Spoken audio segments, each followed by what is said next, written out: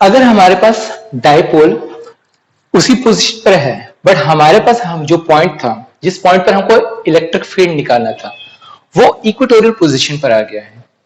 अब ये equatorial position होता क्या है?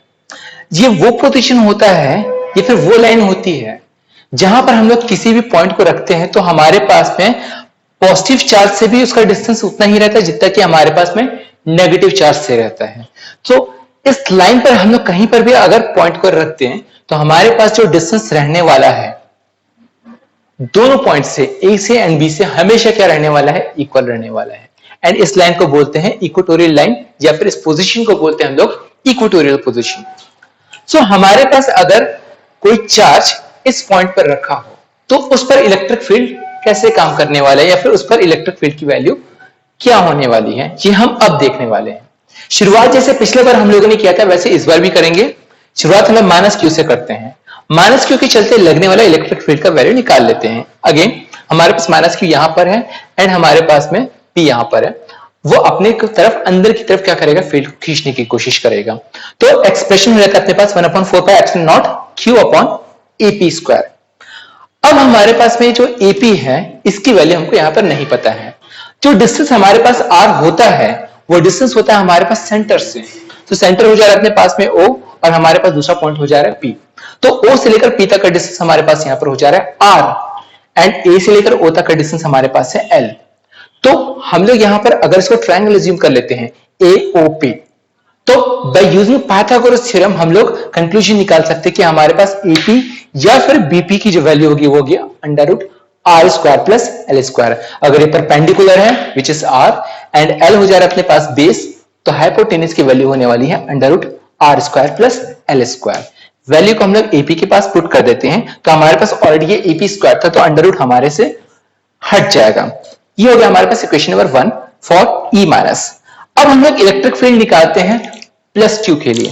प्लस क्यू के लिए अगर हम इलेक्ट्रिक फील्ड निकालेंगे एक्सप्रेशन हमारे पास क्या रहेगा? सेम रहने वाला है, एक्सेप्ट हमारे पास बीपी आ जाएगा एपी की जगह पर। बट हमने जैसे देखा एपी का लेंथ एंड बीपी का लेंथ हमारे पास इक्वल है। क्यों इक्वल है? हमारा पोजीशन ही क्या है? इक्वेटोरियल है। हमारे पास में पी का जो डिस्टेंस है ए से एंड बी से दोनों तरफ से क्या हो गया है? इक्वल है। सो बीपी की वैल्यू भी हमारे पास में सेम हो जा रही है। इन द एंड हमारे पास जो एक्सप्रेशन आ रहा है ई प्लस के लिए एंड ई माइनस के लिए, दोनों की वैल्यू यहां पर सेम हो जा रही है। अब हम बात करते हैं पिछले बार जैसे किए थे वैसे ही नेट इलेक्ट्रिक फील्ड की। सो अगर हम यहाँ पे नेट इलेक्ट्रिक फील्ड के बारे में देखना चाहते हैं तो बात ये हो रहा है कि हमारे पास ई प्लस ऊपर की तरफ जा रहे हैं एंड ई माइनस नीचे की तरफ जा रहे हैं। मतलब कि दोनों का जो वर्किंग हो रहा है वो एक ही एक्सेस पर नहीं है, एक लाइन पर नहीं है। तो बात है कि हम लोग यहाँ पर रिजल्टेंट निकालेंगे तो निकालेंगे कैसा? हम लोग यहाँ पे क्या करते हैं? ई प्लस के लिए दो कंपोनेंट निकाल लेते हैं। अगर हमारे पास ये एंगल थीटा था तो ऑब्वियसली हमारे पास पी से इस तरफ जाने वाली जो लाइन है उसके पैरेलल बनने वाली, तो ये एंगल भी अपने पास थीटा हो जाएगा, नीचे वाला एंगल भी हमारे पास में थीटा ही रहेगा। ऊपर वाले जो कंपोनेंट अपने पास जो परपेंडिकुलर है वो हो जा रहा है अपने पास में ई प्लस साइन थीटा, जो ई कॉस थीटा के ऊपर है या फिर इस लाइन के ऊपर है। दूसरा जो हमारे पास कंपोनेंट है वो हो जा रहा है ई प्लस कॉस थीटा और ये था अपने पास E plus sine theta. Similarly हमारे पास में ई माइनस के लिए हो जाएगा, नीचे की तरफ हमारे पास कंपोनेंट हो जाएगा E minus sine theta and हमारे पास में जो हॉरिजॉन्टल कंपोनेंट बन रहा है वो हो जाएगा ई माइनस कॉस थीटा। अब हम लोग यहां पर ये देखते हैं कि हमारे पास में E plus and E minus दोनों का मैग्नीट्यूड क्या है? इक्वल है। हमारे पास यहां पर साइन थीटा भी क्या होगा? उसकी वैल्यू भी इक्वल होगी। तो मैग्नीट्यूड इक्वल पर डायरेक्शन क्या हो जा रहे हैं? ऑपोजिट। देखिए एक तरफ से ढकेल रहा है और एक तरफ से खींच रहा है। दोनों कंडीशन एक साथ अप्लाई हो रहे हैं, क्या कर देंगे? दोनों एक दूसरे को कैंसिल आउट कर देंगे। सो वर्टिकल डायरेक्शन में हमारे पास में ई का कोई रोल नहीं होने वाला है, हमारे पास कोई फील्ड नहीं लगने वाला है। फील्ड लगेगा हमारे पास में हॉरिजॉन्टल डायरेक्शन। अब यहां पे चीजें हमारे पास में थोड़ी सी बदल जाती हैं। E plus cos theta and E minus cos theta दोनों का डायरेक्शन सेम है, मतलब मैग्नीट्यूड सेम रहे ना रहे, अगर हमने दोनों को आपस में ऐड कर देते हैं तो हमको नेट इलेक्ट्रिक फील्ड कुछ ना कुछ मिल जाएगा। तो इस कंडीशन में हमको यहाँ पे देखने ये मिलता है कि दोनों का मैग्नीट्यूड तो इक्वल है ही, साथ में दोनों का डायरेक्शन भी क्या हो जाता है? सेम हो जाता है। दोनों को आपस में ऐड करते तो हमारे पास मिलता है एक्सप्रेशन 2e cos थीटा। क्योंकि जैसे मैंने बोला था e plus and e minus from the equation 1 and 2 दोनों की वैल्यू क्या है अपने पास में सेम है। वैल्यू को हम यहाँ पे पुट कर लेते हैं। अब यहाँ पे दिक्कत आता है cos थीटा का। हमारे पास में अगर ये एक्सपेरिमेंट रियल लाइफ में किया जाए, फॉर एग्जाम्पल ये हमारा हो जाता है डायपोल, ये हो जा रहा है अपने पास में प्लस क्यू और ये हो जा रहा है माइनस क्यू, और यहाँ पे किसी पॉइंट पर हमारे पास में एक पॉइंट रखा गया है, फिर यहाँ पे चार्ज रखा है।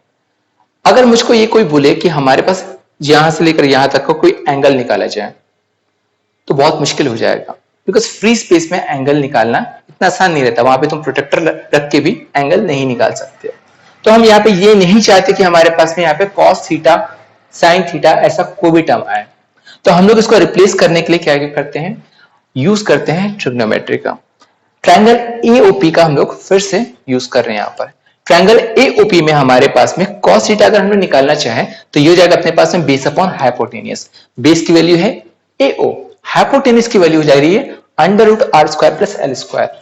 अगेन बीपी एंड एपी हमारे पास यहाँ पर दोनों की वैल्यू सेम है, तो हम लोग जब यहाँ पे वैल्यू को पुट करते हैं तो cos थीटा की सूरत है L upon under root L square plus R square. अब हमारे पास में इक्वेशन नंबर 3 है एंड इक्वेशन नंबर 4 है। इक्वेशन नंबर 3 में cos थीटा की वैल्यू को हम लोग इक्वेशन नंबर 4 से पुट कर देते हैं।